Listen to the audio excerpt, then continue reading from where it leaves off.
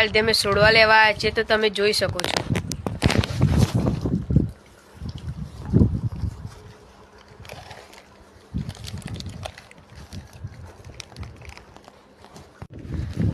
તો મિત્રો અમે ડેટી તો લઈને આવે છે, તો રોપવા જવાની તૈયારી કરીએ છીએ. તો તમે